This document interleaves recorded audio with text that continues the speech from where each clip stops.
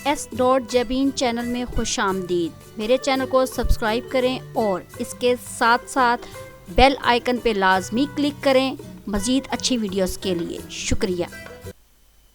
बिस्मिल्लाहिर्रहमानिर्रहीम। अस्सलाम वालेकुम। उम्मीद है आप सब लोग अच्छे होंगे, ठीक होंगे, खैरियत से होंगे। आज इंशाल्लाह ताला हम बात करेंगे पास्ट टेंस की, पास्ट टेंस के थर्ड पॉइंट की, जो कि है मेरे पास पास्ट परफेक्ट टेंस, जिसको हम उर्दू में कहते हैं फ़ेल माजी मुकम्मल। फ़ेल माजी है मुकम्मल है क्या, इसकी डेफिनेशन से इसकी पहचान होगी। इसकी सबसे पहली डेफिनेशन मेरे पास आती है कि जिन जुमलों से ये बात मालूम होती है कि माजी में पहला काम दूसरे काम के शुरू होने से पहले ही मुकम्मल हो चुका है, यानी पहला काम फिनिश हो चुका है जब दूसरा काम शुरू हो, पहला काम ख़त्म हो चुका है जब दूसरा काम दूसरे काम का प्रोसेस स्टार्ट हो। सेकंड डेफिनेशन इसकी ये है कि जिन जुमलों से ये बात मालूम होती है कि माजी में काम पहले ही ख़त्म हो चुका है। 2 पॉइंट्स हैं इसके। पहली डेफिनेशन में 2 काम आ रहे हैं, 2 कामों में से पहला काम मुकम्मल हो रहा है, दूसरा काम शुरू हो रहा है, ठीक है। और दूसरी डेफिनेशन में सिर्फ एक काम मुकम्मल हो रहा है, एक काम की बात हो रही है। अब उर्दू में इसकी पहचान या इलामत क्या है कि उर्दू के फ़िक्रात के आखिर में चुका था, चुके थे, चुकी थी, लिया था, दिया था, अलिफ था, अलिफ थी और अलिफ थे आए तो ये हमारे पास पास्ट परफेक्ट टेंस होगा। मिसालें इसकी क्या हैं? मिसालें ये देखें कि यहाँ पे वो जा चुका था। अब यहाँ मतलब एक ही काम हो रहा है कि वो जा चुका था। अब दूसरे में वो फर्स्ट डेफिनेशन आती है कि डॉक्टर के आने से पहले मरीज़ मर चुका था, यानी एक काम हो रहा है कि डॉक्टर आ रहा है, दूसरा मरीज़ का है। डॉक्टर के आने से पहले मरीज़ मर चुका था। जब तुमने घंटी बजाई एक काम हो रहा है, तो मैंने अपना काम ख़त्म कर लिया था, यानी कि उसका काम ख़त्म हो चुका था। एक काम ख़त्म हो रहा है, दूसरा काम स्टार्ट हो रहा है। ये इसकी पहचान है पास्ट परफेक्ट टेंस की।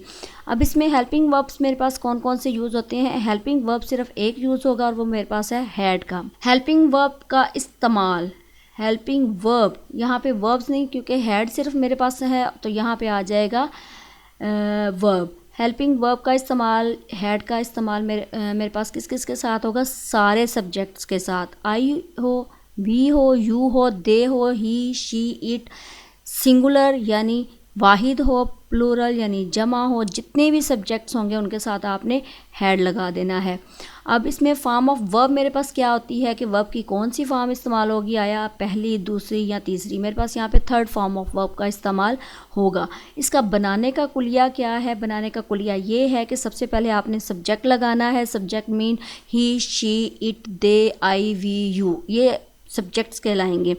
नेम कौन से हैं? वो सब्जेक्ट्स कहलाएंगे। तो सब्जेक्ट मेरे पास पहला इस्तेमाल होगा यहाँ पे। फिर मेरे पास हेल्पिंग वर्ब जो मैंने आपको बता दिया है, हेड का इस्तेमाल होगा। फिर third form of verb use होगी और एंड पे आपके पास ऑब्जेक्ट आएगा। अब सबसे पहले इसके पॉजिटिव सेंटेंसेस के हवाले से बात करते हैं। हमारे पास पॉजिटिव सेंटेंसेस क्या है? इसमें सबसे पहले कुलिया आता है। कुलिया मेरे पास ये है कि सब्जेक्ट पहले आएगा, बाद में हेल्पिंग वर्ब आएगा, फिर थर्ड फॉर्म ऑफ वर्ब आएगी, फिर ऑब्जेक्ट। मसलन मैं यहाँ पे कहती हूँ वो जा चुका था, वो जा चुका था, सब्जेक्ट ही आ गया, हैड हेल्पिंग वर्ब आ गया, गोन थर्ड फॉर्म ऑफ वर्ब। यहाँ पे ऑब्जेक्ट नहीं है। वो जा चुका था, ही हैड गोन। मैं पहले ही चाय पी चुका था, आई आ जाएगा subject, had helping verb, already taken tea, तो टी मेरे पास आ जाएगा ऑब्जेक्ट और टेकन आ जाएगा third form of verb. I had already taken a tea, हम काम मुकम्मल कर चुके थे, we had completed the work. Doctor के आने से पहले मरीज़ मर चुका था, the patient had died before the doctor came. ये मेरे पास थे पॉजिटिव सेंटेंसेस। अब नेगेटिव सेंटेंसेस मेरे पास क्या हैं? वो उसी में भी यही कुलिया इस्तेमाल होगा, लेकिन हैड के बाद आपने नोट लगाना है। Subject, had, not, third form of verb, object. वो क्रिकेट नहीं खेल चुका था, he had not played cricket. मैं कॉलेज नहीं जा चुका था, I had not gone to college. वो अपना काम ख़त्म नहीं कर चुका था, he had not finished his. Doctor के आने से पहले मरीज़ नहीं मर चुका, the patient had not died before the doctor came. ये तो मेरे पास थे मनफी जुमले, नेगेटिव सेंटेंसेस। अब यहाँ पे इंटरोगेटिव सेंटेंसेस मेरे पास क्या आते हैं कि पहले आपने क्या लगाना है? हेल्पिंग वर्ब, हैड, फिर सब्जेक्ट, फिर थर्ड फॉर्म ऑफ वर्ब, फिर ऑब्जेक्ट और एंड पे आपने क्वेश्चन मार्क इस्तेमाल करना है। क्या तलबा स्कूल पहुँच चुके थे? Had the students reached the school.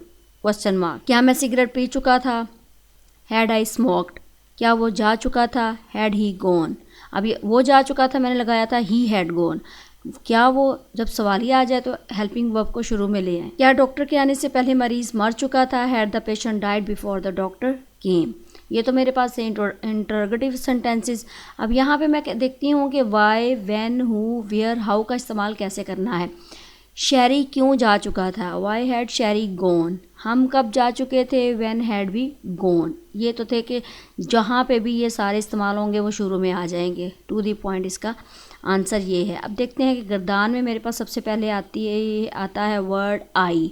आई का मतलब मैं। अब इसको एक ही जुमले को मैं उस नेगेटिव भी बना दूंगी, इंटरोगेटिव भी बना दूंगी, पॉजिटिव भी बना दूंगी, नेगेटिव भी बना दूंगी। जब शैरी आया, ये पॉजिटिव सेंटेंस। जब शैरी आया तो मैं जा चुका था। I had gone when Sherry came, positive sentence. जब शैरी आया तो मैं नहीं जा चुका था, negative sentence. I had not gone when Sherry came. क्या जब शैरी आया तो मैं जा चुका था, interrogative sentence. Had I gone when Sherry came. क्या जब शैरी आया तो मैं नहीं जा चुका था, नेगेटिव भी और इंटरोगेटिव भी। Had I not gone when Sherry came, ये था मेरे पास आई का इस्तेमाल।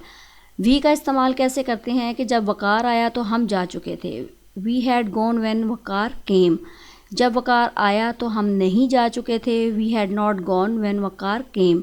क्या जब वकार आया तो हम जा चुके थे? Had we gone when Waqar came. क्या जब वकार आया तो हम नहीं जा चुके थे, यानी हैड का इस्तेमाल स्टार्ट में। Had we not gone when Waqar came, ये था हम का इस्तेमाल।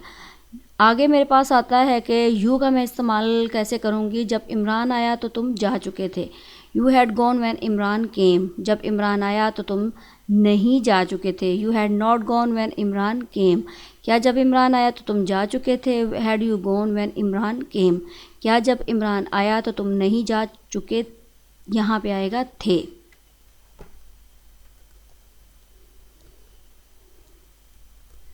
Had you not gone when Imran came, तो एंड पे आपने लगा देना क्वेश्चन मार्क।